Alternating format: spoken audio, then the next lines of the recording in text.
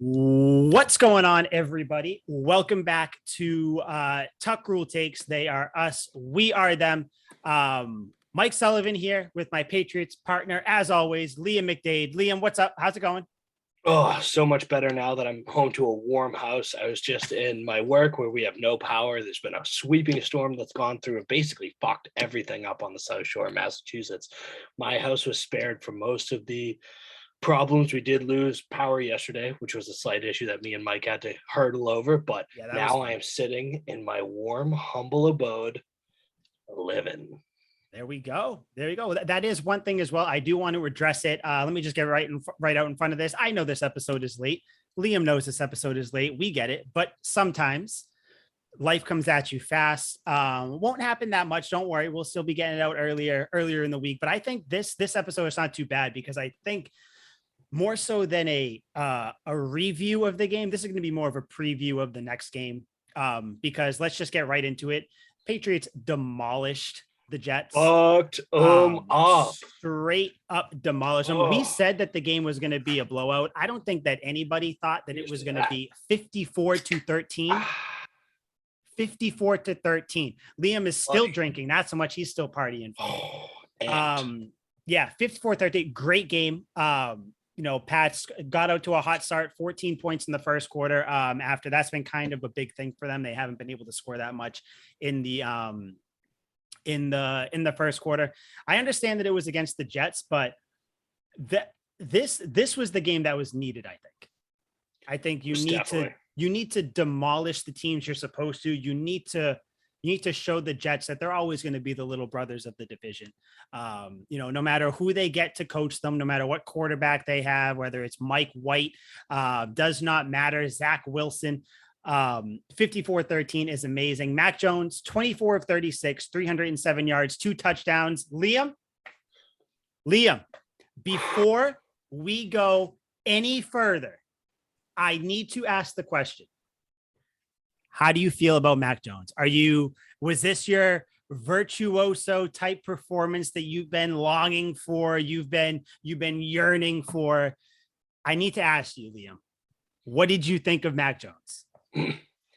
What's there to say? I mean, 24 of 36, 307, 2 tubs, absolutely crushing it, and really didn't make many miscues with his reads or anything like that. No passes that really made me cringe or scared me. No. This is not the virtuoso performance that I can expect from Mac Jones. It's not. And this game just proves that he can get there. He's on the cusp. He's the bill collector. He's knocking on the door right now. We just haven't answered the door and he hasn't collected the bill yet. He's right there. The foot is in the door, but he's not. 2 touchdowns is great. I wanted a virtuoso performance. For me is 3 minimum. 4 is virtuoso, but the 300 yards got me there. If he has 400 yards, that's also a virtuoso performance for me. I just wanted one clean sweep. I want 300. I want 3 tubs. I want 400. I want 4 tubs. I want a virtuoso performance. But this, I know. It sounds like I'm the goalpost. You son of a bitch. I am because I'm a shithead. But I'm making a point here where I think he's teasing us. He's given us a little bit, but not giving us the whole thing. And this showed he really, really can do it. I think it's almost a guarantee that it's going to happen. He is going to have that performance, and I am much higher on him than I have been in weeks past. I can feel it. I can tell. I can really feel it. I'm amped. Yeah, I want to call it a virtuoso performance, but I just know in my heart of hearts I would be doing an injustice, because when he does have the virtuoso performance, then I will have undersold it by flipping out at a 302 tub game, when eventually he's going to have a 350, 400 yard game and 3 or 4, maybe 5, maybe 7. Holy shit. See, I think I've come around on what you're saying about him. I think it's actually almost a vote of confidence that you don't see this as that, because you know what, you see it. You see what everybody, I know it's right there. You know, it's at the end of the tunnel.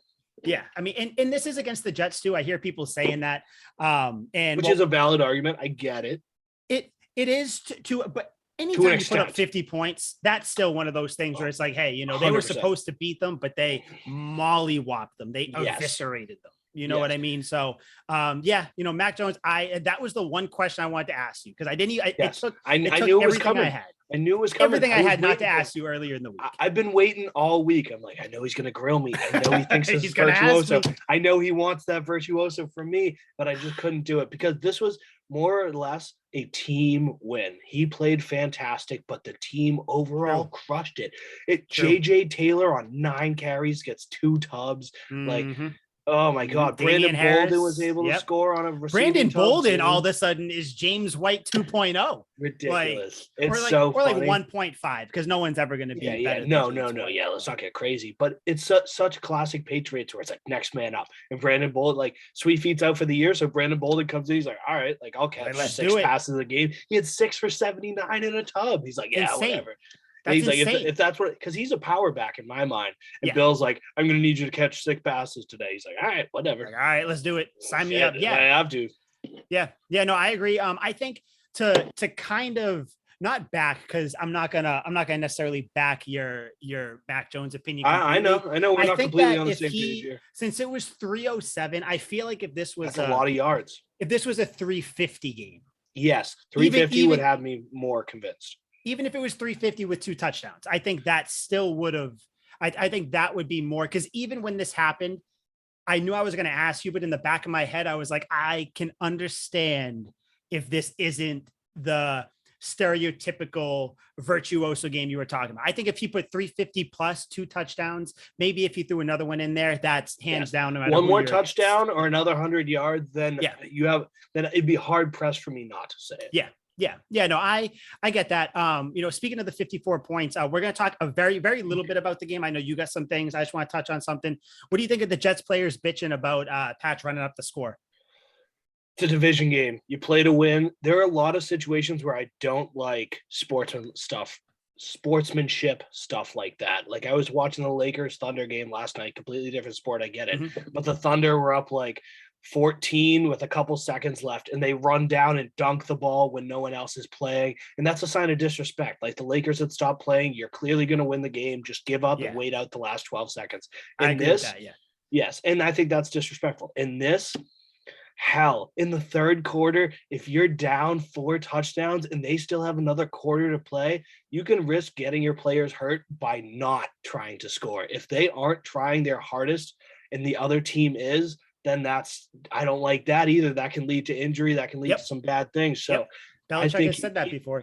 Yeah. You keep your foot on the pedal and grind through. I think Bill kind of established that in 2008 when they just kind of blew through every team. Tom Brady was out there every game, all 4 quarters. Brian Hoyer was Matt Castle, not sniffing the field.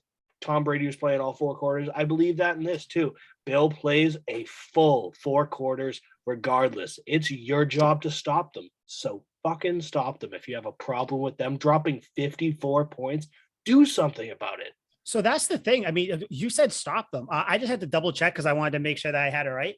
The Jets they forced the Patriots to punt 1 time. Honestly, stop them 1 time for me. That's it. If you don't want the team scoring 54 points, stop them. At least you stop them once. Stop them like a handful of times, maybe. Like, I mean, come on. Like, what are we doing? Don't sit there and complain about it. At the end of the day, like, I get the whole like, I mean, I feel some sort of way about it, but like I said, stop them. That's all it comes down to, And I understand if it was like they're up 10 points with 2 minutes to go, and then like they throw a pick, and then the Patriots like pass the whole way down the field and get another touchdown to give them a 17-point lead with like 2 minutes to go. Then that's just dumb. Run the clock out. Don't get anyone hurt. Just end the game. I understand that. But if you still have a whole other quarter to play, a whole other half to play, and you're just down by a lot and you're just mad because they keep whooping on you, play better. Be better. Be more athletic. Just be more athletic. Yeah. Just do something. Just try try to got anything, even if you got to take someone out, do something to get someone. And honestly, Belichick, though, letting the team do this, I think this is good because with a rookie quarterback, with a team that's been struggling, let him go out there and just shit whip a team real quick. Yeah. You know, even though it's the Jets, you build the confidence because you're going to need it going into the next game, which we will talk about. Other than that, I'm kind of taking a look. I don't have much more. I like the trick play with Kendrick Bourne. That was cool. You know, what else you got to talk about with this game? Damian Harris is still killing it, by the way. I think he's going to eat this weekend, but I like the point you made. You said that like this was a great like kind of team victory. I think overall like this was fantastic for the starters and the second teamers because the Patriots have obviously not been the luckiest team in the world. We've got some injuries, we got some COVID, we got people in and out of lineups, especially in the offensive line. So when you have a chance for your starting lineup has been killing it so much and you're up so much in a game, you can take them out and completely put in second string guys. Like we have Gunnar Olszewski playing big minutes. N'Keal Harry is starting basically toward the end of the game. So you're boosting your second team too, where if anything happens to any of these starters, these guys have been into the Jets game. They whooped on the Jets when they were in there. Brian Hoyer was in there for a series or two, completed 3 passes, and they were still able to crush them with our backup running back. In most cases, our third string running back. So I think this was just huge for the entire team. Much needed. Everyone has confidence now. When you drop 50 points on anyone, if it's the Jets, if it's the Jags, or if it's the Chiefs, you love that. You deserve a pat on the back, and I'm here for it. Yeah, I think it's either the fifth or sixth time that the Patriots have scored 50, or that the Jets have given up 50. I think it's the fifth or sixth time the Pats have scored 50. Yeah, that's what. If I remember correctly, because I feel like the Jets have given up 50 a lot more than many 5 times. Yeah.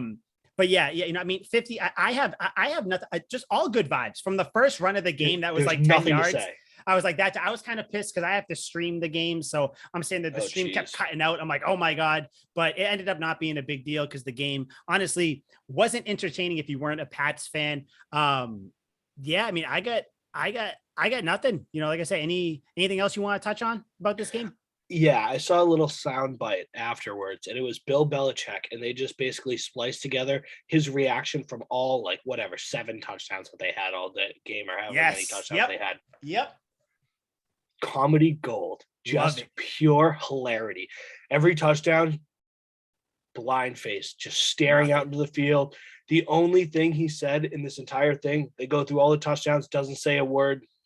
He's always just focused on getting the PAT up. Doesn't care how they scored. Doesn't care that they scored. Doesn't care what the score is. And then at the end of the game, he looks over to Josh McDaniels. He goes, "How many times did we punt today?" And McDaniels goes, "Once." And Bill just kind of looks at him and goes, shakes his head and looks back onto the field. And I was just like, yes, Bill, because that's my coach in there. I'm like, that's my man. He doesn't acknowledge it. He doesn't care. He notices it, but he's like, I'm not going to rest on my laurels.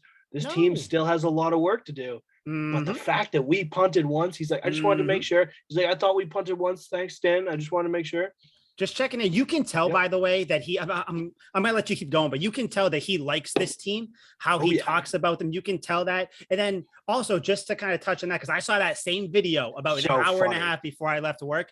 I'm sitting there and then like I saw, you know, the comments, everything like, oh, look, is he not? Whatever, blah, blah. He's dejected. He's out of it. He doesn't care. He doesn't get excited. Doesn't like fun. Do people actually comment that? That's so do you want him? Yeah. Well, not that he hates the team, but the fact that, oh, look, this just shows that he doesn't even like, you know, he doesn't like to celebrate good things with his players. No. Do you know why? Just because he's not Pete Carroll feverishly chewing gum and fist pumping up the sidelines, or Sean McVay who needs someone to pull him back, like his own personal trainer, or like he's not running out in the field. Hold me back. Chest bumping. Yeah, no, or he's not Dan Campbell biting off kneecaps over in Detroit. No, he acts like, you want to know why? Because these wins, they understand. They've been saying this the whole year. You got to stack the days, which I love that. I love that phrase, by the way. I think they said a little bit last year too. But yeah, Belichick knows that this isn't the end. This is the journey. Every other game, I understand being excited and all that stuff. If it was a close game, I'm sure he would have been pumped. He's blowing out the Jets, and he hates the Jets. So it is business. So I'm sure there was a smile deep down in that grisly exterior that is Bill Belichick. Oh, yeah. But he'll never, ever show it. I bet he goes home to his wife. He goes, "We pumped him." He's dapping up the wife, going over to the dogs like the Jets. Smashing beers together like Stone Cold. You know he is. You Oh, know he 100%. is. But he doesn't even let his emotions break in the car ride home. He's in traffic, just emotionless. The second his foot walks through that door, he's like, "We whooped him, Boom. 54." Shirt over He's his like, head. "Goddamn New York." I love this dude so much. He really is. He's the perfect memeable guy. So headstrong. He reminds me of Tim Duncan. Like, doesn't matter how good you are, he's just not going to be phased, not going to get too involved in the moment. And I love it. Mm-hmm. Yeah. No, that's kind of how he is, and that's the thing. Everybody, this kind of go off on a little sidetrack there. Speaking, just talking about Belichick and, everybody, how, we still have faith in Belichick and everything. You see Brady, by the way, recently shit talking defensive players, basically with the Eli Manning and Peyton Manning thing, where he was like, oh, have you been in a defensive meeting? Like, it's not difficult. They just got to tackle this and that. He told Gronk one time, Gronk, you play tight end, just catch the ball and run. And then it's coming out that quarterback that he was talking about when he was on that little barbershop thing, when he was like, I looked and I was like, you're going to take that fucking guy over me. It's pretty clear now that he was talking about Jimmy G, which if that is the case, saying. Tom Brady low key is a piece of shit for that, because he was nothing but loving him, all this stuff. But like just being completely like, you can't be in the public one way and say a bunch of things to the media, all this stuff one time. And then now that it's a couple of years later, you're like, oh yeah, by the way, that guy sucks. I hate, if you're going to say all these things about him, that's just it. People saying that Bill Belichick was holding Tom Brady back, his personality. No. You know what Bill Belichick was doing? He was the last line of defense before Tom Brady started acting like an asshole. I think we should get that narrative going. Tom Brady, kind of a dick. Bill Belichick, just a prickly exterior, but he's a fluffy bear on the inside. Tom Brady is the opposite. He's a fluffy, oh, look at me on the outside. On the inside, no, he's, oh, this game's easy. Dude, I might play till I'm 50, 55. Defense is easy. Oh, look at this. I'm having fun now. That's what it is. It's arrogance. It's cockiness. That's not the Patriot way. I don't know. The more time I have away from Tom Brady, the more I'm like, dude, like I get being confident, but you're kind of being like a cocky ass now. Kind of toxic. Yeah, just a little bit, and then you think, the company he keeps loves Antonio Brown, his best friend, what's his name? So I don't know. It's definitely something to monitor. Tom Brady, is he a dick? I don't know. We'll find out though. Sure seems like it. Yeah, I don't know, but yeah, I know Tom Brady didn't shit whip the Jets this weekend, and that was a great game. Yeah, I am ready to move on from that game as long as you are. You got anything else? It's about it. You're good, right? Goddamn, screw the Jets. Yeah, screw the Jets. And again, guys, sorry. I do want to say sorry that it seems like I'm very excited, very pumped up right now. I don't know if you've heard Couch Guy Sports, by the way, which if you're ever curious about hearing or reading or listening to anything else that Liam and I and all of our talented writers do at Couch Guy Sports, go to couchguysports.com. I actually just put up an article today that I'm going to kind of use it when we talk about the Chargers. 3 ways the Patriots can beat the Chargers. Every week on Thursday, I write 3 ways the Patriots can beat team blank, whoever they're playing. So check that out if you want to know. But the reason I'm so amped up, Couch Guy Sports, we have a new sponsor, Shocked Energy, ladies and gentlemen. They say that they are made by gamers for gamers. I kind of beg to differ because I'm a podcaster and I love this shit. So like it, big time, big fan. But I don't need to keep going into it. They have all the flavors. They ship worldwide. They do all that fun stuff. Yeah. Go to that watermelon box. The watermelon box is it's a great box. It's a great one. Great the watermelon box. Is good. Watermelon flavor. Sometimes it's not great, but yeah, it's a very succulent flavor there. That watermelon box. A good word. Go to shockedenergy.com. Use the promo code CGSN today for 10% off your order. Again, shockedenergy.com, CGSN for 10% off your order. That watermelon box. Get shocked today on the watermelon. Jesus. So we are going to talk about the Chargers game. I just want to bring something up. Did you I know a lot of people listening, if you follow the Patriots, you know Seth Wickersham came out with that book about like whatever it was, like Better to Be Feared or whatever, just talking about the Patriots dynasty and all that stuff. A lot of things in there. And what I'll say about his stuff, because the first book he had, about 75% of it was proven false. This thing he comes out with, there's definitely some truths in there, where Belichick would give like wads of cash to his coaches, that he felt were getting underpaid and stuff. That's one thing. But there's one thing that I kind of want to touch on before we go into the Chargers game. He said, Seth Wickersham said that before the draft, that the Patriots and the 49ers had informal talks, which I don't know what that is. Did they text? Did they talk on the phone? I don't know. They had informal talks about Jimmy G. Patriots reached out to the Niners. Niners said they wanted, or the Patriots offered up their second round pick. Niners said they wanted more. And obviously, as we know, the deal didn't happen. Niners traded up and got Trey Lance. Pats got Mac Jones. The rest is history. Mike Shanahan, coach of the San Francisco 49ers, came out and straight up said, yeah, that never happened. But yeah, same thing. They're both literally the same person. But yeah, he said, never happened, bud. Never happened. We didn't talk to anybody.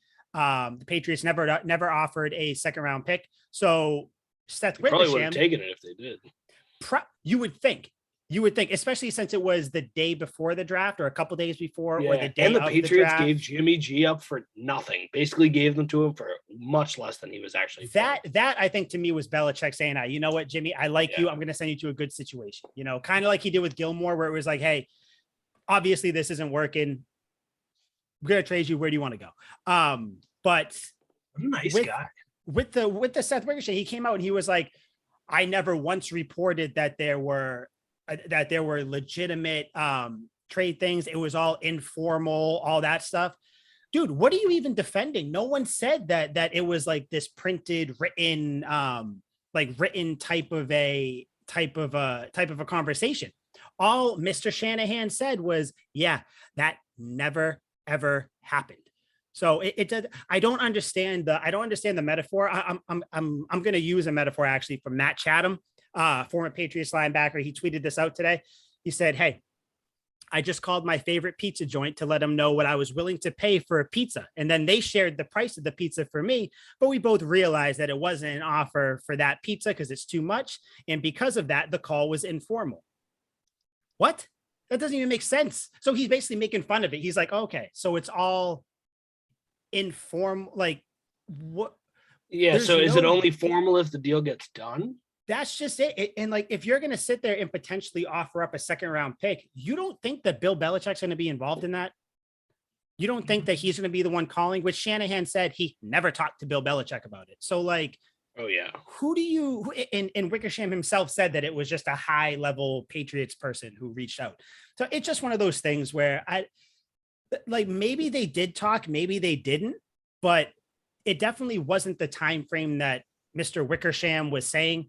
And I mean, regardless, it's neither here nor there. It's just one of those things where like this guy is making his living off of talking about the Patriots, Tom Brady, Bill Belichick, Robert Kraft, all who, by the way, refused to be interviewed for this book. But yet he has these definitive facts and statements that apparently happened with them. And every one of those people have said, yeah, no, I don't know where he's getting these sources from. So it's like, what, Liam, that'd be like me writing a book about you and not talking to you or anybody you know, and just saying, oh yeah, a friend of a friend of a friend said this. Who? I can't tell you. That's my source. I talked to sources around him. Yeah, sources close to the situation. Who? Please enlighten me. Just dumb. So I don't know that. I just had to touch on that because that's just, I don't know. It upsets me when people keep saying the same stupid thing about the Patriots, just like how Bill Belichick doesn't like fun or all this. Damian Harris was on Good Morning Football earlier this week, and they were like, Damian, tell us, man, is Belichick as bad as he seems? Is he as prickly as he seems? And guess what the answer was, Liam? Probably fucking not. The same thing every player says who didn't get sent out or leave on bad terms. No, and he's normally that's to a problem of their own. Yeah. Oh yeah. Like the people like Cassius Marsh, who was talking shit. Oh my God. Darrell Revis, who I mean, obviously, he didn't like them because he went to the Jets, got paid, then sucked. Like you got all the Asante Samuel, who that breakup wasn't good. That's why I'm not going to touch on it too much, but it's just funny. The players who this happens to.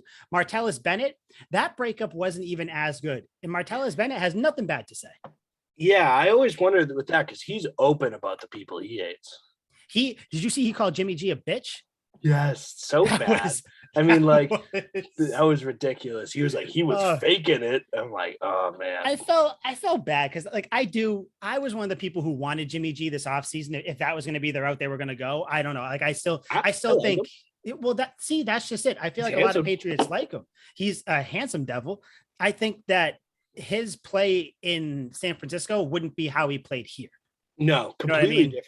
Yeah, just complete. So like, I don't know, but yeah, I don't even know. Oh yeah, but yeah, Damian Harris was just like, yeah, no, he's what you guys see isn't what he is. Like, how many more players have to say that before people stop with the whole like, let me ask you, Patriots player X, is Belichick really a dick? Like, no. Well, like, yes, maybe, but he's not a dick to the players. He's a selective dick. Yeah. Yeah. That's kind of what Harris said. He says something along the lines of like, he cares about the players in the team. It is still business, but he does like care about them. And the side you guys see isn't what we see. The same shit everybody says. I'm sure he's rough around the edges. I mean, he's an old school style coach. He's kind of got that way about him. But it's clear, like, he holds long-lasting relationships. Like when Teddy Bruschi's back in Gillette, or at Ty Law, any of like the old legends, Richard Seymour. I don't think their relationship is actually too great. But Vince Wilfork, the guys they hugged like, at his thing. Yeah. Was it okay? So maybe it was Richard Seymour I was thinking of. But like most of these guys go back and they still have that connection. They still want to go back and see the team. They're right over with Bill. Hey, how are you? And stuff like that. And he does seem like a genuine guy. If so much so, that's probably why he's so shut off to the media and stuff like that. He prefers personal, in-person, face-to-face relationships that he can build on. He's not going to talk to any of these media members. Once he retires, he's never going to see any of these people again. He's not going to bother with these people. It's only the people that he lets into his little circle, the people that he cares about. He can choose who he cares about and who he doesn't, and the rest, they can go screw. Yeah. Oh, yeah. Did you I don't remember when this happened. I don't know if we recorded just before or just after last week. Did you see what Edelman said when he saw him on his like enshrinement night or whatever, Edelman appreciation night last week? Yeah.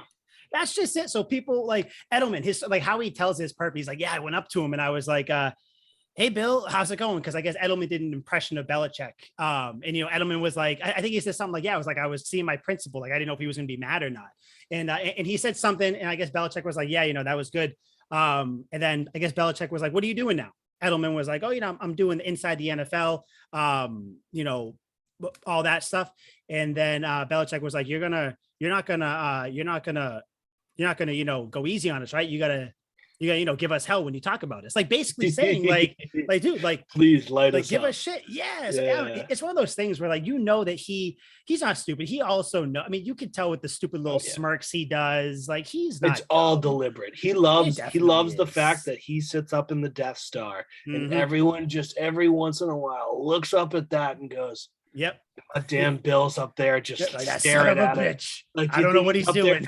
They're like, do you think he's up there cussing us out? It's like, I don't know. He could be doing anything up there. Meanwhile, Bill's probably up there reading, probably up there watching film, probably watching a movie. Film from boating. Like 1940 to try to think of some trick play that he can everyone's thinking about Bill. Bill isn't thinking about anyone else. That's the thing. And I know people always say it's like, oh, well, the Patriots mantra is always, ignore the noise and all that stuff. But, you hear them talk after the games, they hear the noise. Ignore the noise isn't just that statement of face value. You hear the noise. Yeah. It's one of those things where don't let it negatively impact you. Like that's what it comes down to.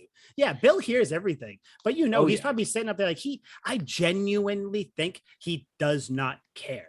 No. Like I don't In think fact, he he does. almost, with that comment to Edelman where he's like, don't go easy on us. Like, unless he's like just outright joking, like, hey, give us hell like everyone else seems to. I think he almost likes that everyone else kind of holds the Patriots in a different regard and is Yeah. either like scared of them or hate them. Like, if you're scared of the Patriots, then you're like, shit, we're playing the Patriots this week. Yep. Or if you hate them, you're like, oh my God, the goddamn Patriots, cheaters, Bill Belichick. It's like, we're going to play them this week. I hope they're not cheating. I'm sure Bill's over there like, we are cheating. Yeah. Yeah. Okay, buddy, we got shit that you don't even know about. Okay? Yeah.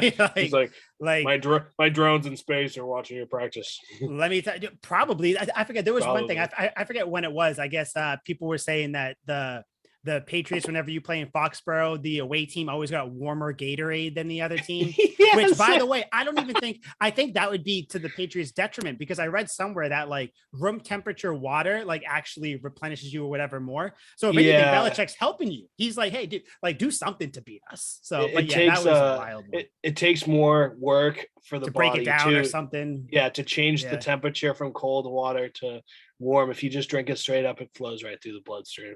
Yeah. So I don't know. That's it's just funny. It just all comes back to, I love when people talk about this team and, they count them out and, they talk shit about Belichick. But speaking of counting them out, Patriots Chargers this weekend, I think a lot of people coming into this game are like, or at least were, probably still are a little bit for the most part, like, yeah, the Pats might keep it close, but Chargers are going to pull away at the end. I haven't even heard that. I've heard the Chargers are going to kill us. Yeah, I don't see that. But I know that everybody's saying that, the Chargers, everything are good. For what it's worth, the Chargers are pretty good on offense this year. I think they're second or third in the league in passing right now. Yards per game, they're actually, let me tell you, they're seventh in the league right now, yards per game. So 282, but the Pats aren't far behind. Pats, by the way, 259. So it's not that different. But they're good. They're good at running the ball too, I believe. Well, actually, no, I think they're like bottom 8. They're not. No, they're not. Yeah, 84, 86 yards they're averaging. So yeah, they're actually bottom 10 running the ball. So yeah, I don't know why everybody's saying that the Pats are going to get blown out here, man. I don't get it. I hate coming at it from this angle. I mean, we're on a Patriots talk show. I get it. We're kind of coming in like we're going to be the biased ones here. And I hate coming with this stance, but I don't imagine that the Patriots like get blown out or even lose by 2 touchdowns. Like, I think if they lose, it's another field goal type game, like just a slight miss, like a mistake that ends up losing it for us in the end. But like a Bucks game or like a Cowboys or something like that. Just something at the very end that kind of slips up, whether it's our fault or the other team just gets lucky. But the Chargers are at a weird point in their season where they just got clapped, absolutely clapped by the Ravens. And then they had a bye week. So they still have the fresh taste of getting their foot jammed in their mouth from 2 weeks ago. They dealt with that all week in their practice. Because if you get smoked the week before a bye week, you're practicing all week. If you're winning, then you get that bye week off. If you get smoked right beforehand, they've been practicing all week. So this is a huge point in the Chargers season. They're either going to turn it around or not turning it around, but keep the ship right and killing it this year and be one of the top teams, maybe even a Super Bowl contender, or everything's just going to fall apart and they're going to have like this run at the beginning of the season that happens to many teams every year where it's like, oh, they look like a contender. Then after week 9, they're like, oh my God, why did we think this team was going to do anything? But I think it's a big week for the Chargers, as much as this is the Patriots. And you talked about how this is a turning point for the Patriots as well. They have to really try hard these next 6 weeks here. This is as big of a moment for the Chargers as well. Because if they get smoked here, then their season is in jeopardy right off the bat. And we're not even in the second half of the season yet. So I think, well, the Chargers have a pretty good secondary, and they're pretty good at holding receivers to few yards.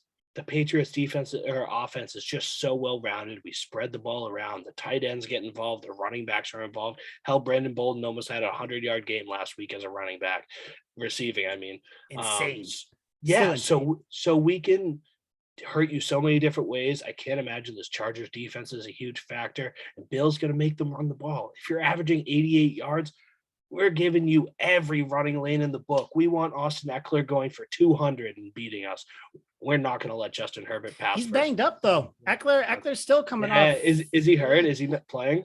I think he's definitely playing, but I think he's still like he's been nicked up for pretty much the first injury, half of the just something I don't know, but I know he's playing. Soft. I know that they the Chargers defense, by the way, they're pretty good defending the pass. They're fourth in the league at that, but rushing they're the worst. Are they the worst? Oh yeah, they're like 162 yards on the ground, which is that's why they got killed. 20 yards worse than the next closest team, which is I just knew they were great at defending the pass, but that's a death toll if you're the Patriots. Like we're just gonna run the ball on you all game. If we get any lead, it's a shoo-in, it's a win. If we get a 10-point lead, if we get a 7-point lead, they're not coming back because we can just run it, and the clock will tick on down. Well, see, that's the thing. If you can run the ball, I mean, that's kind of the best way to defend them. And in going on that with running the ball, I was curious because it seems like at least the past couple of weeks that Mac Jones has been pretty good off the play action, which I mean, I don't know how, because like the running game kind of, fell down a little bit there. So going into the Jets game, Mac Jones was 77.8 completion percentage with the play action. That's fourth best out of every quarterback in the league. So he was the fourth best. Do you want to know what he did in the Jets game? 11 out of 13, $169 and a touchdown. Oh my God, it's at like 88%, something ridiculous. So like that. He's gotta be. I can't, because I'm really not that smart when I go to look up stats. Like I try to like search keywords on Twitter and shit and try to find it. But if you got to think he's probably top 3 off the play action right now. So the way I see it, run the ball early. Damian Harris. I don't know if Stevenson's going to play or not. You might want Taylor just to do the offsetting thing. I don't really care, to be honest. Run the ball. Hell, give it to Brandon Bolden. You do the Brandon Bolden Hulk smash. That's his thing. You do the same type of game plan you had against the Jets, where you run it.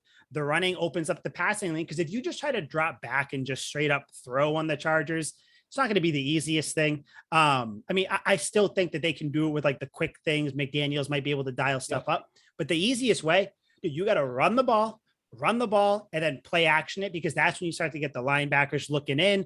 Such a cliche. It's like run the ball to open up the pass. But in this case, it's true.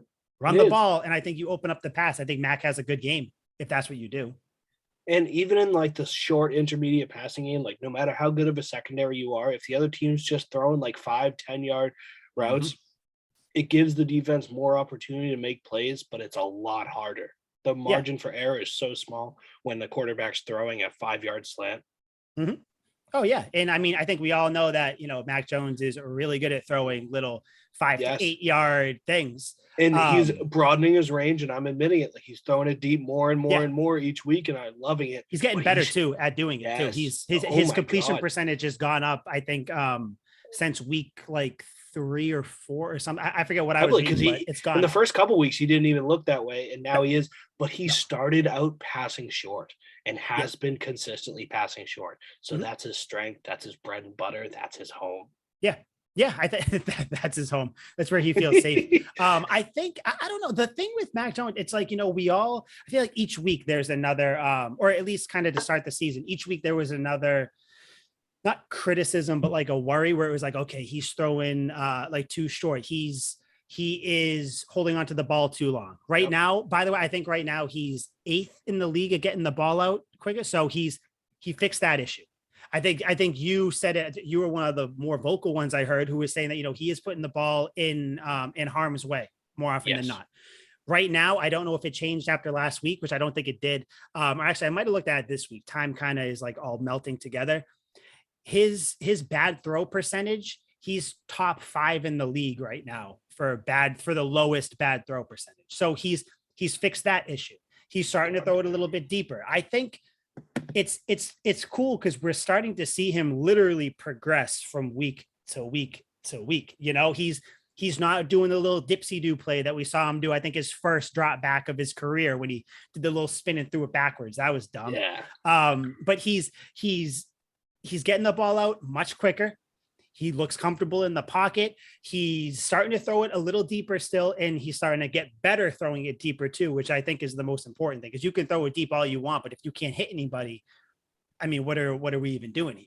You know? Did you see that side by side play thing where Tom Brady and Mac Jones had almost the same play where they dropped back? Yes. Like timing, everything was the same. Like, like listen, you could tell Max in the film room. He's see, that's the thing. And God, whenever I talk about Brady with Mac Jones, I don't want people to think that anybody is saying that that Mac Jones is going to be Tom Brady. Not what I'm saying. Tom Brady, because I saw people talking about it. It's a dim point of this view. week. Not everything has to correlation. No. Correlation does not equal causation. No, exactly. Yes, that's some college shit you just dropped there. It's the only thing I learned in college. So. But I didn't go, so don't ask me anymore. But I think it's one of those things where people, like, the second you start saying like, oh, look, Mac looks like this or looks like this, like, oh, do you think he's not going to be Brady or Breeze or Roger? Like, no, I'm not saying that's what he's going to be. Honestly, I'd be perfectly fine if he's right in that middle tier where he's like a Phillip Rivers type, or like a step above Matt Stafford, or like something like that, where just name 2 Hall of Famers to me. I just need, at one point. So that's something I want to do. A little sneak peek. I think I want to, not this episode, because I don't know who we pick, but I want to like throw out a name that's like on the cusp of being a Hall of Famer and have the debate, because those 2 names are very high on that list for me. But if Mac Jones turns into that type of player, not the same type, the same skill set, but that type of player, I think that's great. So I don't know, but yeah, no, I did see that little side by side thing where they both threw one deep down, and that was literally near identical. Like Mac was Brady's shadow. It was terrifying. I loved it. Which just garners more comparisons than Max and Brady's shadow. But I can hear it now. I can hear the headlines. Liam says Max and Brady's shadow. Shut up. I mean, if we're like technically, yeah, I guess. Technically, yeah. But like, again, it's not a bad thing. Like, I think people, it's just so weird talking about this team, because I know that people want everything to click so quickly and everything like that. And it sucks because you can see that it can, kind of like you with his virtuoso performance, where it's like you can see that he can do it. So it's frustrating when he doesn't. Yes. So I don't know, but I do know though. I just watching him just play Mac Jones.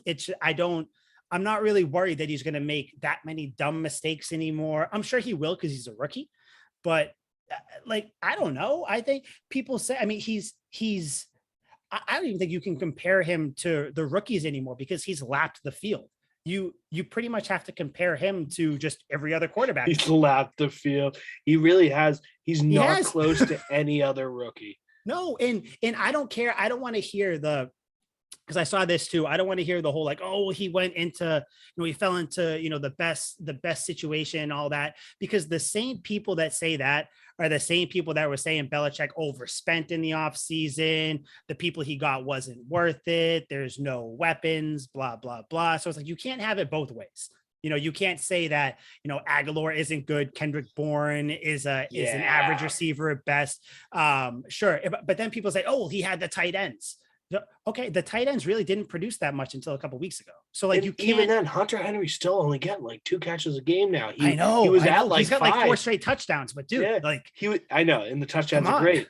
We love the points, but of course he had like back-to-back 5-yard catch games. I'm like, here we go, he's here, Hunter Henry. We paid him all this money, and then since then, 2 catches. It's like, God damn it, dude. And it's like, it's frustrating, because then you see Jonnu Smith putting it together, which that was actually one thing I guess we kind of missed talking about. I was so happy, man, that there were like 3 out of 4 pass plays to start the game were to Jonnu Smith, or just 3 plays involved him. Like, it was, I think that the Patriots figured it out, where they're no longer running plays where it's like, oh, we have to, scheme plays to get him open or whatever. Now it's kind of just like, listen, let's get the ball in his hands as quick as we can, and then just let him do what he does. Because he's not like the Hunter Henry where, like, Hunter Henry isn't great running after the ball. I mean, he's fine, but he's more like he's not a possession tight end. No, not really. So, and then you see in that game, Jonnu Smith got hurt, something with his shoulder. He was out. The awesome part about this offense, I keep forgetting, it's like, oh, so like if Jonnu Smith is out, that's fine because we have Hunter Henry, who is better at some things, not as good as some, but pretty much equal playing field. It's not one of those things where it used to be like, oh, if Edelman's out, like I don't know or like if Gronk's out, who are we gonna put in there? Mike, what's his name? Honolulu or Michael Manawanui. Manawanui. I knew it was something like that. I love that guy. Yeah, but no, that's not how it is anymore. Now it's like, okay, yeah, Hunter Henry goes out. Okay, cool. Jonnu Smith, you're good, right? Yeah. Yep. Hop in. I mean, like, means you're getting 5 targets this game. Get ready, bud. Yeah. Yeah, 5 targets. I don't know. I feel like one of them is going to have a big game because it has to, and I'm waiting for it. I mean, the play Hunter actions Henry is as close as we get because he gets like a touchdown every game now, basically. But I'm thinking there's going to be a game where Hunter Henry gets a rushing tub or not Hunter Henry. Jonnu Smith gets a rushing tub. Smith, yeah. And a receiving tub. Yeah. Because I love looking at their stats back and forth to see how they use each one in different ways. And obviously Jonnu Smith has 3 carries, 16 yards, my lucky number. But he has in the receiving category, he's got 6 less catches, but obviously he's got those 3 rushing yards to make up for it. Hunter Henry with 24 catches, Jonnu 18, Hunter Henry 4 tubs.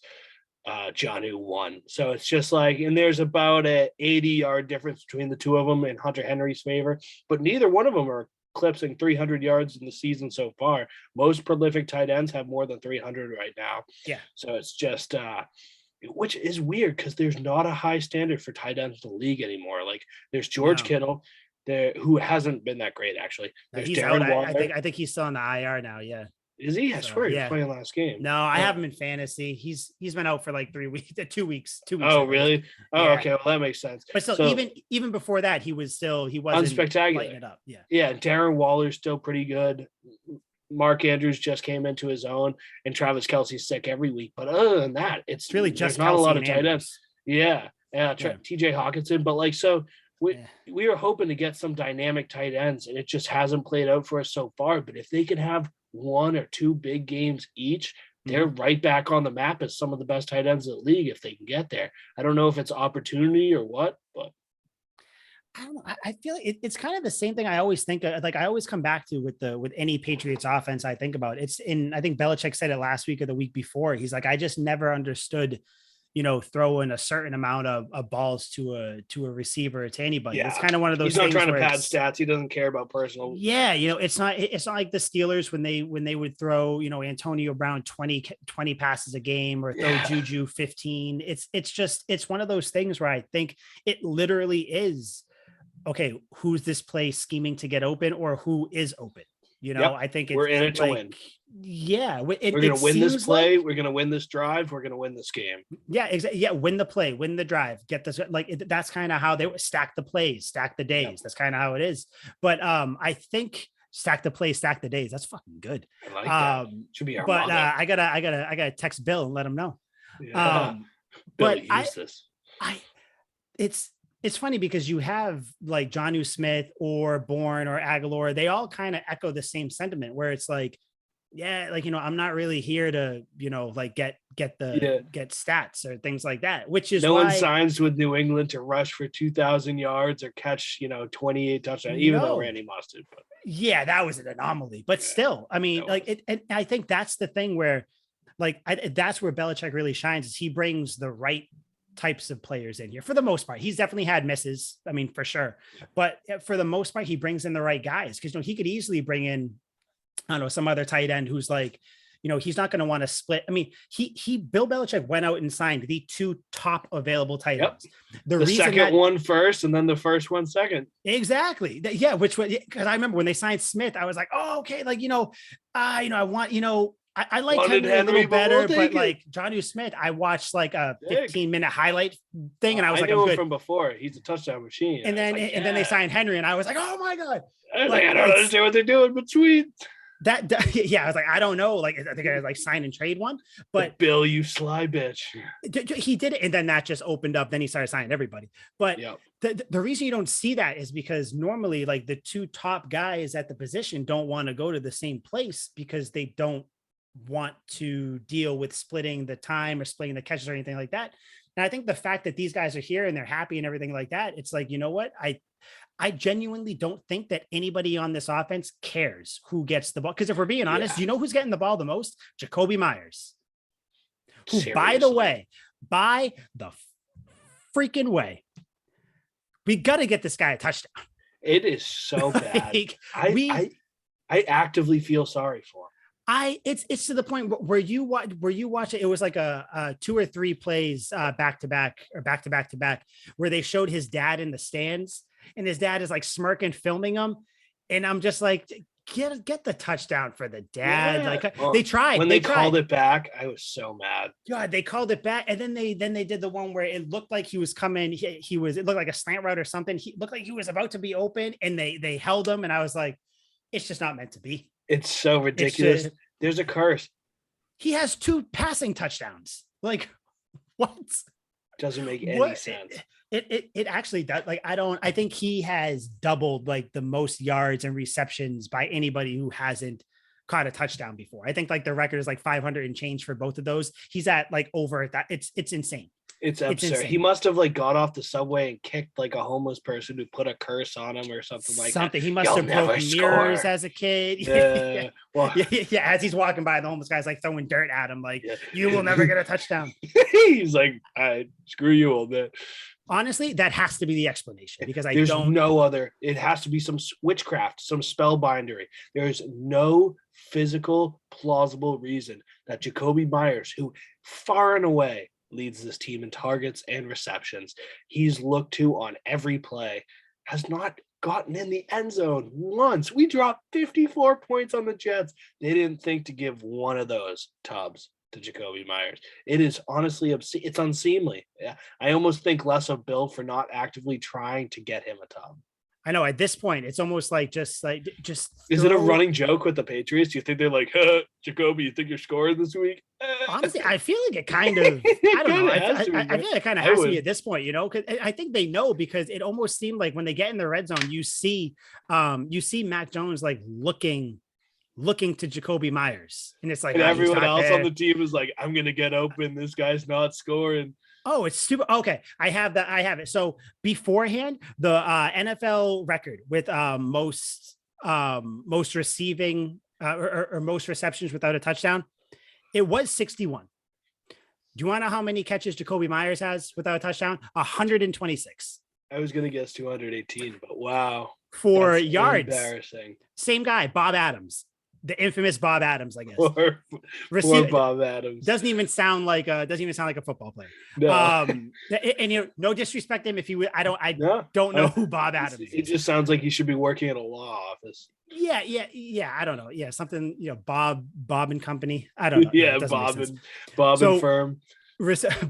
Firm Bob. So receiving yards, Bob Adams had the record, 732. You know how many Jacoby Myers has right now without a touchdown? Yards. Yeah, it's more. 1,000, 1,200. 1,478 yards. No way. Can we get this man a touchdown?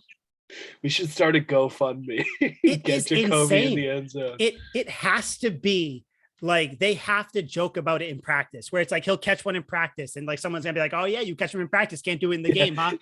He gets a touchdown in practice, everyone just stops what they're doing and claps. I'm telling you, when he scores in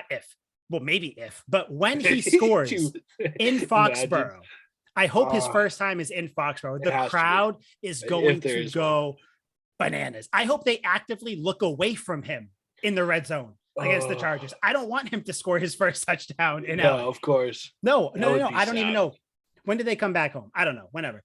2 weeks? I think it's against the Browns, right? Yeah. Against the Browns. That's when he gets it. 2 weeks, 3 weeks from now, put it down, make your bets. Jacoby Myers, first touchdown. That's what it's going to be. Oh my God. I don't know. Or maybe it will be this week. So, but yeah, I think maybe it will be this week. I don't think it will. To bring it all back to the Chargers, you have to win this game. It's not a must win, but it's like Very you kind of important. have to win. The way to do it, I think, is you have to run the ball and force the Chargers to run the ball. So it's Yep. kind of running on both Took the sides. words out of my mouth, literally word for word. You got to make Herbert uncomfortable. When he does pass, you show him coverages that he's never seen before. He's still new to this league. Has not even Second scratched year. the surface. Yeah, hasn't scratched the surface of everything he's going to see in this league. So Bill's got to dig deep into that bag. I mean, disguise coverages. I mean, roll over blitzes. Throw a rover in there, QB spy. Give him everything. Dude, they shut him down last year. Last year, they Oh, held I him. know. Do you know what his QBR was last year on a scale of 1 to 100? I know because I looked it up today. It's 12. 7. Oh my god! I was thinking the worst number I could think of. 7. 7. It was 45-0, right? 45. I don't know how you even get a QBR that low. I know he had 2 picks. And the Patriots didn't blitz him that much, which is you got to kind of do the same type of thing, because the Pats, I think, are still top 5 in the league at getting pressure without blitzing. But not only did he have a 7 QBR, his lowest completion percentage of his career, I think, 49.1%. He only had 209 yards passing. That's the second lowest in that season. I think that's the lowest he's had, the second lowest of his career as well. They sacked him 3 times and they picked him off twice. I know that the defense is a little different. They don't have Gilmore. I'm pretty sure Gilmore was playing in this game still. I'm pretty sure he was. Don't quote me on that, but I believe he was. But the pass rush is still a little better. So I don't know. Like, I feel like. And we got Dante Hightower back. Like, we got so many Hightower, players Judon's here. We all know Judon's here. Kyle Van Noy is back. Jamie Judon's Collins here. is back. Maybe this is Jamie Collins' breakout game. I don't know. I know. I've been waiting for that too. I need a pick. Yeah. He had the one play last week or the week. No, in his first game. Yeah. But no, I think I feel like people forget that. It's like Belichick shut him down.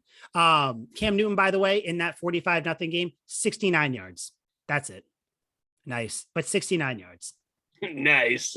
12 Honestly, completions. That's more impressive than if he threw for 500. It kind of is, right? It kind of is, yeah. But you think he had like 67, threw a 2-yard pass? It was like, I'm done. Yeah. Just call runs. He was like, that's it. I'm only running the ball. Nothing. Coach, give me 69 rushing yards too. I don't know. I don't know how they did that, but still 45-0. That was only a year ago. That was less than a calendar year, or that was only a year ago. So let's not act like Belichick still can't put up a good game plan. You know, he's done pretty well against the better offenses, against the Cowboys, even though towards the end it kind of got wild, but Cowboys against the Bucks, he did well. So, you know, let's not act like the Patriots don't have a chance here. Like I said, I think, and, you know, I don't even care if you want to call it bias. I mean, the name of the podcast is Tuck Rule Takes. I always say that. Yep. Don't come here if you don't want somewhat biased takes. If you're a Browns fan coming here, I am confused. There are, but little PSA. I don't know if you've noticed. Do you see how many Browns fans are with Couch Guy Sports now? All of a sudden we have, because I know there was Haley, and then all of a sudden we get another one. I don't know. We got these 2 guys now, and I think we just got another one from the UK. From the UK. Yes, that was the one I was thinking of. So what? There's I didn't even know the Browns football got out there. I don't know. It's not going to be Couch Guys. It's going to be like Cleveland Guy Sports now. Yeah, I didn't think that the Browns had 4 fans. That's what I was going to say. I was like, listen, I don't think that their fan base has hit double digits. Like, you know, like the dog pound. Yeah. No, I don't think that exists. So scared of the dog pound. I feel, by the way, and we'll talk about this in 2 weeks, that game, the more and more I look at it, I'm feeling kind of confident about that game. Oh, extremely confident. But yeah, that's 2 weeks away. We don't even need to touch on that. But yeah, I don't. I just want to bring that up. Yeah, it's like we're getting overwhelmed with the Browns fans. Really I don't even know if I want to have them on that week, because I feel like it's not like I'm not going to be as cordial as I was with our resident Cowboys fan. Like I wasn't even that cordial. That was different because I kind of respected the Cowboys' like ability to beat us. I don't respect the Browns' ability to beat us. No, not at all. I don't respect anything about the Browns, and it's just going to be like, it would be unseemly if they got on, and I'm just like, I like them. I don't hate the Browns. Like one of those, I don't hate them, but I'm also not like, unless you're still the they're super nice. Browns. Like if they're super nice, then maybe it'll be difficult. But if I have a think so. Browns fan on this show being like, "This is our house," I'm going to be like, "Dude, you Settle won. down, buddy.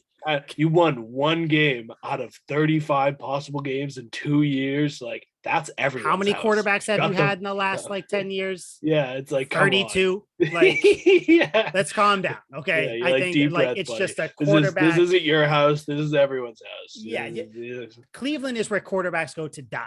Like, Yep. let's just where call it what everything it goes is. to die. I mean, look, Baker Mayfield went there and it's tearing him down. His shoulders hurt. His shoulders hurt. I don't know. He probably got other injuries. I don't know. But no, When I eventually get old and senile and I can tell my health is deteriorating, I'm just going to move to Cleveland in like a 1-bedroom apartment and just sit there till I die because that's really what it'll Cleveland's happen. good for. It'll just tear you down. It'll It's like, deteriorate do you ever have like a family dog that like got so sick toward the end that it like went outside and just died? Oh yeah. They go outside and they go all the way because like they don't want to die in front of you. It's like the they don't want to bother you. That's what I'm going to do, but I'm going to go to Cleveland because no one's going to look for me there. No, why would they? Fun fact: I had a cat who had diabetes. We had to give her an insulin shot in her neck. Why? I know. Yeah, no, it's a shock. I don't know. I was just thinking about it. It was one of those things where, like, if you felt where does that come from? If you felt her neck, it felt like she had like track marks, like she was a junkie. You'd give her the shots in her eyes. If you're watching on YouTube, you can see, but her eyes would go like, and she'd love it. No. There was a reason because we were talking about animals, dogs dying, cat, diabetes, it all. Yeah, but like the dots shooting your dog up with fucking diabetes. Oh no, I didn't do it. I couldn't do it. I could because I always felt like I was gonna. I don't know because you had to like get her by the scruff. I couldn't do it. I don't mind shots, but I couldn't do that. But okay, enough about cats and dogs dying. Please. Chargers game predictions. I think the Patriots are going to win to no shock of anybody. I think that for a couple of reasons. One, they have to, and we'll talk about that a little bit before we sign off. But I think it's not going to be a high scoring game. It's going to be like it's going to be like a 23-17, which I know some people might say that's high, but I think that final touchdown comes in towards like the end of the fourth quarter. So Patriots 23, Chargers 17. And I do not think Jacoby Myers gets a touchdown. I don't either. Let's get that out of the way now. I don't think Jacoby's scoring, unfortunately. In fact, I'm starting to be convinced I don't think he's scoring ever, but that's not the point. I digress. If I have to think of a final score here, I'm going 38-35. I think it's a shootout. I think even though both teams have good defense, the Patriots all around great defense, the Chargers have a pretty good pass defense. I just think both teams find ways to put points on the board. The Patriots will run the ball a lot. They'll get a couple rushing tubs. Mac will have a couple passing tubs, and Justin Herbert, they're going to be on fire after getting their ass kicked. They're going to be coming out hot. I think they should be. If they're worth anything, they should. If they are worth anything. And I believe that this team is a sneaky contender this year. So I think they do come out and they embrace the challenge and take on the Patriots. I think the Patriots win by 3, but it could easily be flip-flopped. I'm just have to stick with the Pats. Yeah. I mean, obviously, I think that we were both going to pick the Pats. Yeah. But I really do have confidence in the Pats. I really do think they could and likely will win. In fact, I'm probably going to bet on them. Yeah, I mean, we'll see. Because I think how the Patriots win. The reason why I didn't want to go high scoring was because I think if the Pats do run it, the clock's going to keep running a lot. So I think that's what's going to happen. But either way, I could see it being a shootout, though. I could see it being a shoot, like one of those weird, like the Cowboys game where it was like kind of back and forth, and then it was a lot of broken coverage. Yeah, which was bizarre. But no, the reason why I think probably like my reason number one why the Patriots are going to beat the Chargers.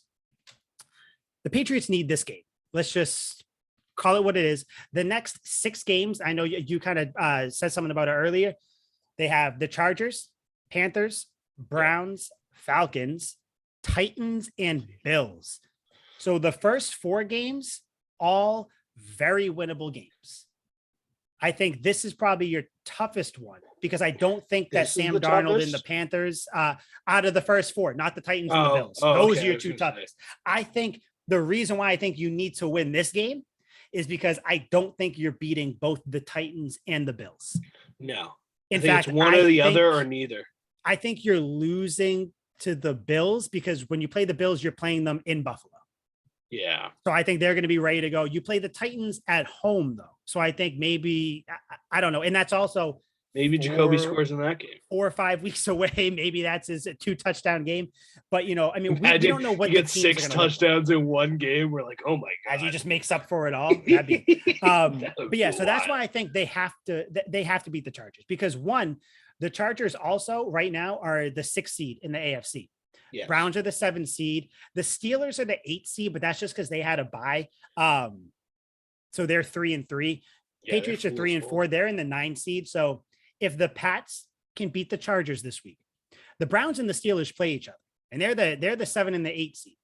So they're gonna kind of duke it out.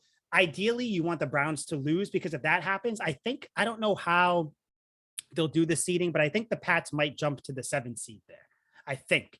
Because they'll have the same record as the Browns. But like I said, I don't know how they do the seeding or whatever. But either way, you have to win this game because of what's coming up.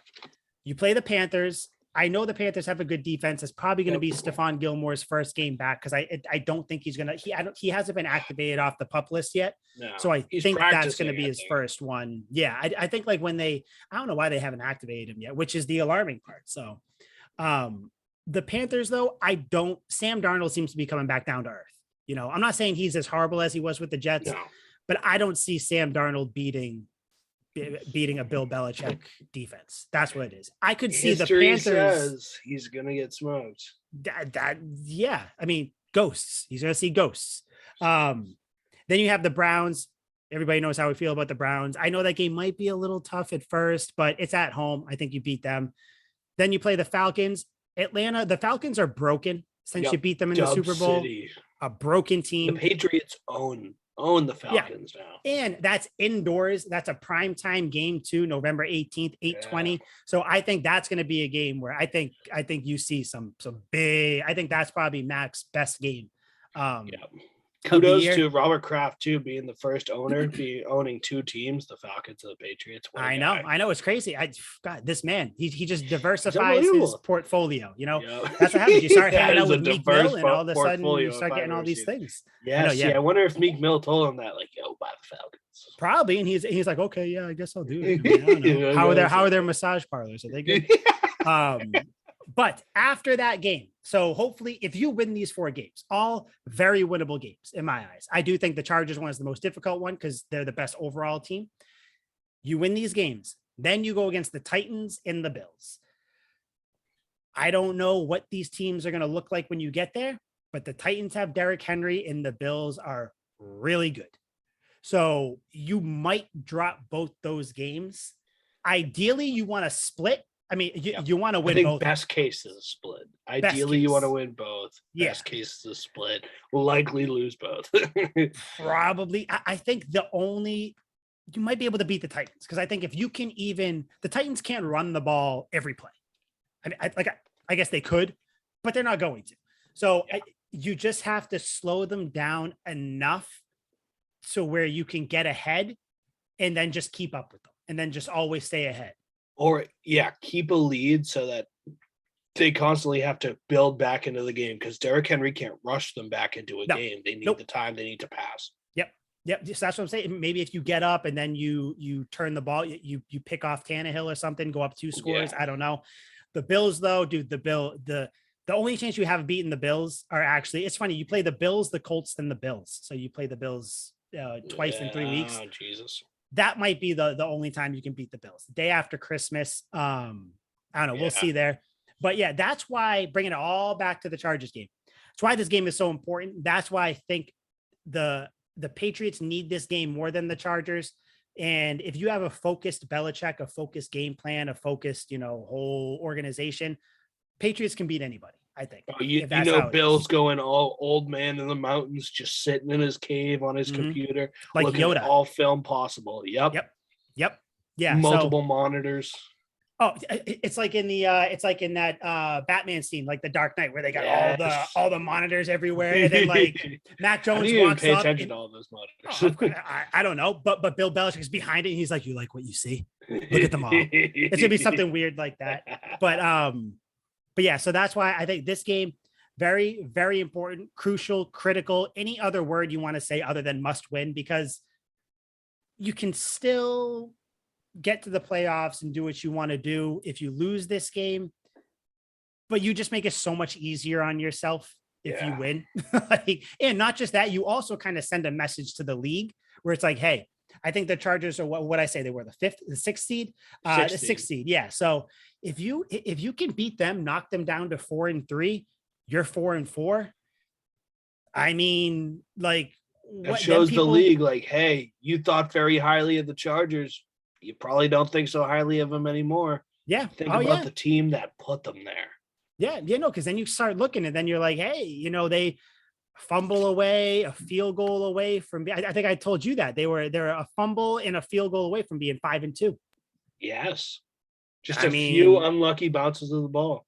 People start thinking that if you beat the Chargers. So I don't know. We'll see. It's going to be a good game though, regardless. I think it has a sneaky possibility to be the best game of the weekend. Is that the 425 game?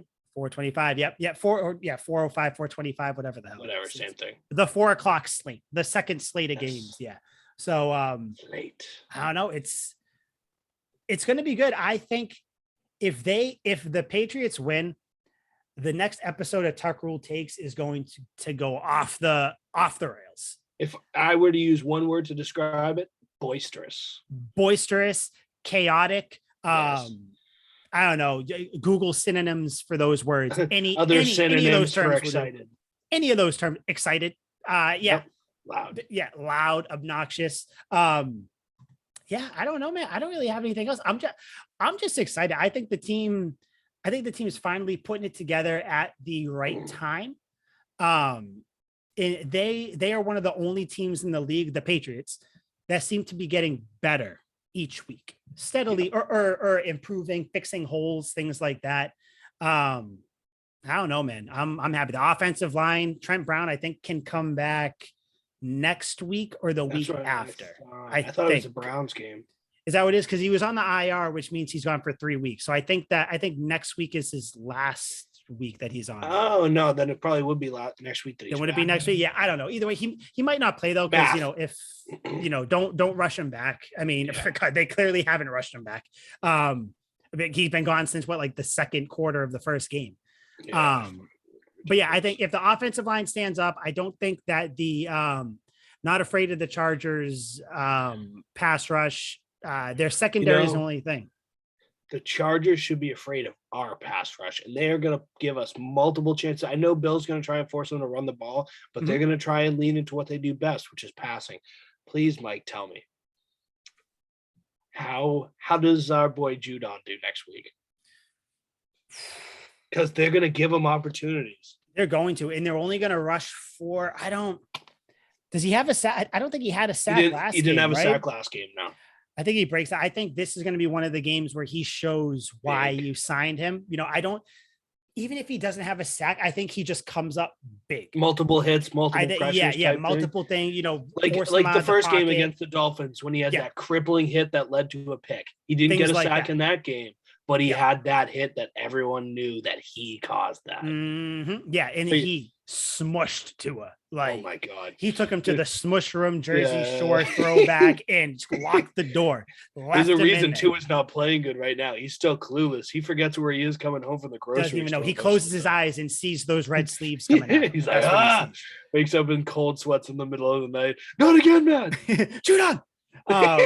No, I think he has a sack because the Chargers offensive line, by the way, I'm not gonna pull up the exact stats because it takes a while. They're very similar to the Patriots offensive line in terms of giving up pressures, sacks, things like that. They're still a little better, obviously, but they're very, very similar. But they're better. They're only one slot above the Pats in a lot of different caboys. So, and you need more than that to stop the man. Yeah, you got. I don't. You need more than that, little boy. Little boy. I'm psyched. I'm all. For Matt Judon. Matt Judon's gonna have a good game. I think Judon has a good one. I think that Jamie Collins shows up again because he's kind of like you say, he's been MIA since his second snap. He does well. I think the secondary. What's his name? Sean Wade, is that the guy Yep, they the got? Ohio corner. People are saying, what's his name? Jalen Mills was saying that I guess they practiced or they did whatever together, and he was like, yeah, he's good. I think he was drafted in what, the second round, first or second round, I think, wasn't he? Third, I think. Third round, okay, whatever, almost second round. So I don't know. I think he's gonna play. I think he plays well. McCourty's back. I guess McCourty's injury is done. Hightower should be back. So this is actually the healthiest scary hours for the Chargers offense right there. I'm telling you, if the Pats can get pressure with only 4, maybe 5 people, the secondary is more than good enough to handle their own. If they gotta cover a guy for 3 seconds at most. This could be bloody. It could. I kind of hope it is. I hope it's I hope it's kind of a statement game where even if it ends up being close, if the Pats win by 2 scores, whether that's 10, 13, 14, whatever it is, that's a huge win in my eyes. You beat a team that everybody says, like you even said, kind of a dark horse to make it to the Super Bowl, and you beat them by 2 scores relatively convincingly. Buddy, we're going to have a lot to talk about next week if that happens. We're also going to have a lot to talk about if they lose. Yes. Oh, most definitely. But that is a fantastic point. Like if they have an impactful win, like Herbert throws a couple picks, Judon turns Herbert into a sex doll, like the offense is really flowing and we end up crushing it. I really think there could be a newfound respect for the Patriots next week from everyone outside of like Patriots fandom, where other teams are like, oh, not this again, where they're just hand in their face like, no, please. I really thought we were done with the Patriots. Can we please stop talking about the Patriots?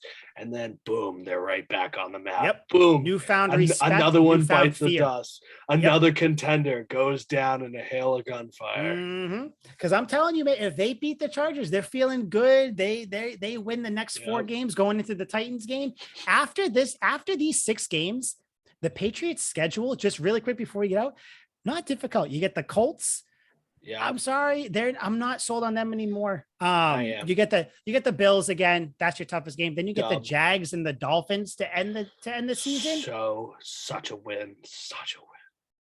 If you can go 4-2 at worst in this stretch, you set yourself up pretty well. Pretty well. You're looking at an 11-6 season. I'm still holding steadfast with my prediction 12-5. I know that they can only lose 1 more game. But that was my prediction before the year. That's what I'm sticking with. I can only have them win 2 more games for mine to be correct. So yeah, well, we're both kind of screwed, but yeah, we are. I don't know. We'll see what happens though. All I know, this is going to be a really good game. Watch it, get pumped. Pats fans, do not worry. This is not the doom and gloom game everybody thinks. Belichick has handled Herbert before. The Chargers cannot handle the run at all. I'm ready to go. I want this game to happen now. Yep. I want this game to happen now. So I'm lactating. On that note, I have nothing else to say. Liam, do you have any parting words other than you're lactating? Pats by a million, baby. I need that virtuoso game from Mac Jones ASAP. God, you in this virtuoso fucking game. I hope he does it this week to shut you up. I hope he does. Please. Guess what? I want to stop talking too. I hate if he puts up 300 yards and 2 touchdowns, I come in here next week. Come in here like we're meeting in an office. Come in here and you're like, I'm not sold. I'm flying to Massachusetts and I'm shoving Mac Jones down your throat. Okay. Yeah. So that's what I got to do to get you to Massachusetts, huh? All right. No virtuoso game next week either. Son of a bitch. All right, guys, for Liam McDade, Mike Sullivan, this was Tuck Rule Takes. Go Pats. Pats by a billion, like you said. Jacoby Myers. Hashtag get Myers a touchdown. Hashtag free Myers. Hashtag free Myers. That's it. All right, we out. Sweet feet. Sweet feet.